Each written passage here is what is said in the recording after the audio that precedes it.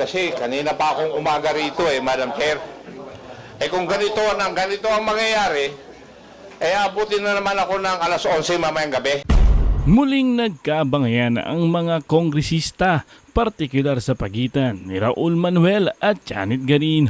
Maging ang matapang na si Congressman Romeo Acop ay uminit rin ang ulo. Ito'y matapos pag-usapan ang deliberasyon sa panukalang budget ng Commission on Higher Education o CHED at iba pang programa ng ahensya.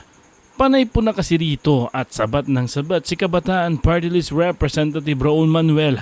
Medyo nakakainis man panoorin ng ating mga mambabatas sa ganitong sitwasyon dahil pinag-uusapan nila rito kung paano mapapaunlad ang bansang Pilipinas, pero sila mismo nagkakagulo. Dahil naman sa mga pahayag ni Kong Romeo Acop, tila kumalma ang lahat. Panoorin ang full video matapos lamang ng napakaiksing intro at huwag mo sanang kalimutang mag-subscribe. Maraming salamat sa suporta.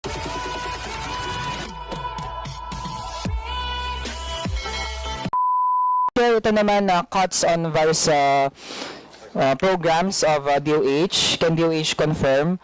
May aside po sa overall na 10 billion cut, may cut po sa National Nutrition Council. Yes, Your Honor, Madam Chair. There is a cut. Meron. Sa National AIDS Council, may cut din po. Yes, Your Honor. Health Policy and Standards Development Program. Yun, hindi ko alam. I will verify. There is also a cut, May Your cut Honor. din. Health System Strengthening Program. Please wind up with the questions. Yes, Madam Chair. I will have to check whether the health systems have a cut or not. Yeah, kasi based po sa research po natin ay meron po. Pati sa prevention and control of both communicable and non-communicable diseases. Yun, meron yun. Yes, there May is. cut Your din. Honor. Cancer Control Program. Yes, meron din. No, May Your cut Honor. din. Epidemiology and Surveillance Program. Yes, Your Honor, meron Meron din. din. National Reference Laboratories. Meron? Yes, meron din, Your Honor. Di ba, Madam Chair? So yun na lang for me to wind up, Madam Chair. Kakalungkot po, no? Overall, may cut. Sa maraming mga kailangang programa, may cut. So, Madam Chair, ganito po ba sa bagong Pilipinas na yung health po natin and social services, yun yung kinakaltasan. Kaya, Madam Chair, I also echo the sentiment of other colleagues natin na hindi dapat ganito sa DOH. Dapat po ma-restore yung cut at kung kaya, taasan pa po. Yun lang, Madam Chair. Thank you. Thank you. Move to interject, Madam Chair. Honorable Garin. Madam Chair, pasensya na po, no?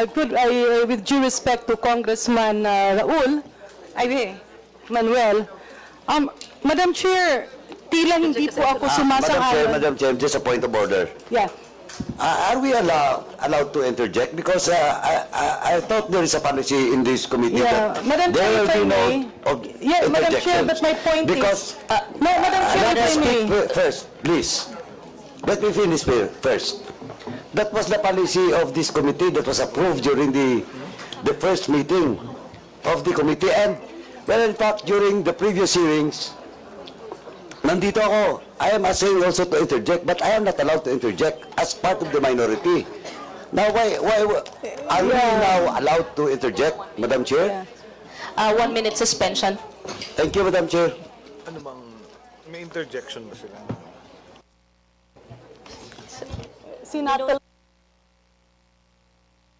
Point of order, Madam Chair.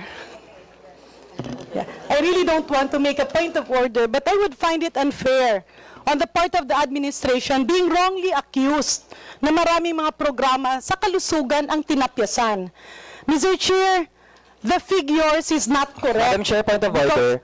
Madam Chair, I'm Madam having Chair, a yung point of binabanggit order. po ay hindi po siya isang point of order. Yeah. Order is about yung proceedings natin, yung paano natin No, Madam pinapadalo. Chair. Hindi po totoo That is an yan. interjection kasi facts po yung pinapresent, Madam Chair. Yeah, Madam Chair, you can make a point of order if the figures being presented is not correct.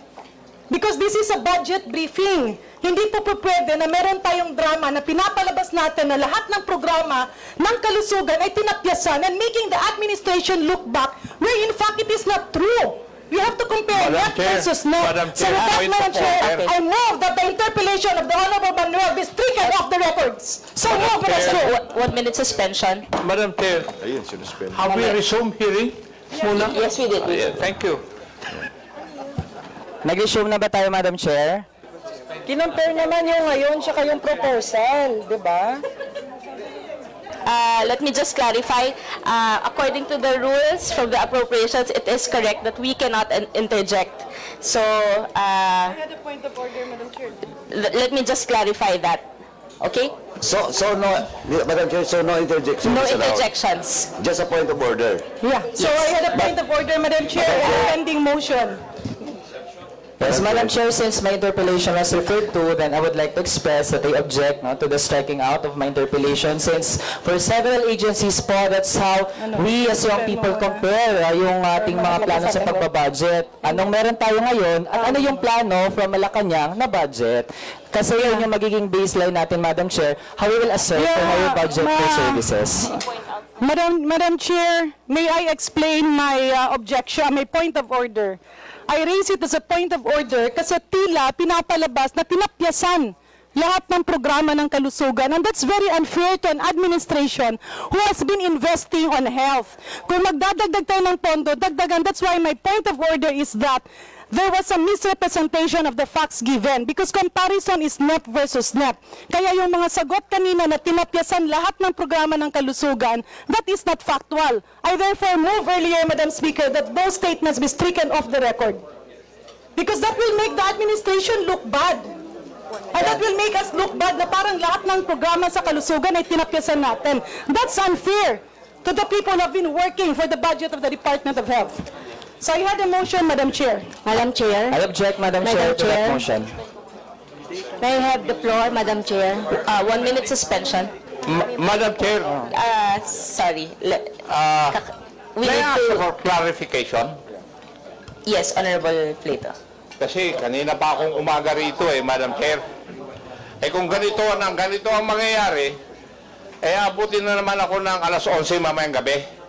Just like the DOTR. Now, let's settle the issue. Bakit nyo Yes, we pinapayagan will- yung point of order? We will be Yes, clarifying the please rules. let me finish, Madam Chair.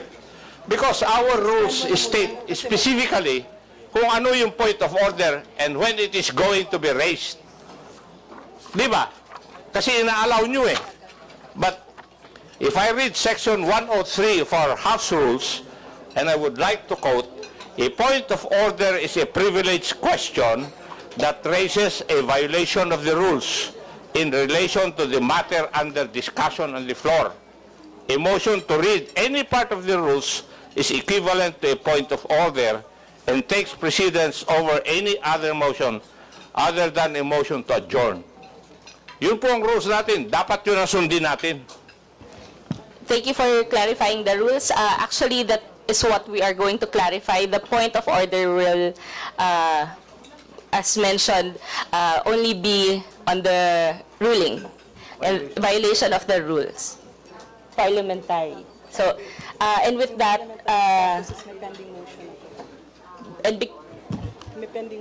and because there is a pending motion, Honorable Garin, Yeah. will you? Thank you, Madam Chair. After conferring with our good colleague, I actually withdraw my point of order with the assurance of the Chair that the data that were mentioned will be corrected. So the wrong data that will be mentioned will have to be stricken off the records.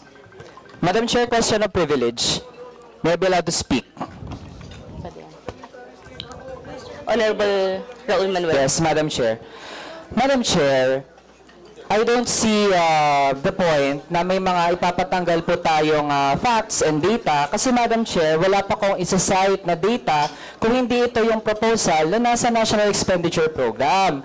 Second, Madam Chair, it has been also a part of our scrutiny of the national budget na kinukumpara din talaga natin yung actual budget ngayon tsaka yung pinopropose po sa National Expenditure Program. There are many ways to compare naman talaga, GAA to GAA, NEP to NEP, pero hindi po nawawala din, Madam Chair, yung GAA to NEP. Kasi, Madam Chair, doon natin makita na kung ano yung pagkakaalam ngayon ng administrasyon sa national budget, ano yung dapat ayusin, ano yung dapat baguhin. Kaya, Madam Chair, ako po, Madam Chair, na-notice ko, di ba, sa OVP, parang nililimit natin yung discussion. Sa OP, nilimit natin yung discussion. Pati ba naman DOH, Madam Chair? Sana po hindi tayo matakot sa facts at sa katotohanan, Madam Chair. At i-allow natin yung mga deliberations at ma-put on record iyon. Yun lang muna, Madam Chair. Thank you, Honorable Manuel. Let me yield the chairmanship to Honorable Stella Kimbo. Thank you. So, may minutes mo ba si... Okay. So, just to set the record clear, Mr. Secretary, Yes, Madam Chair. so moving forward, when we make comparison of numbers, we just have to make it clear what we are comparing, whether we're comparing NEP figures versus GAA figures. All right? So just to minimize confusion. Yun lang po, Secretary, okay? Moving forward. And for the members of the House, if a point of order is to be raised, it has to be based on a violation of a rule. Yun lang po. Right? Okay. So with that, Madam Chair, yes. just to clarify, with regards to the statement, last statement of Honorable Janet Garin, what is the ruling of the chair? In regards to the striking out of all the data pertinent to the position of the Honorable Manuel, what's the ruling of the chair? Thank you. Madam Chair. Madam Chair, Yeah.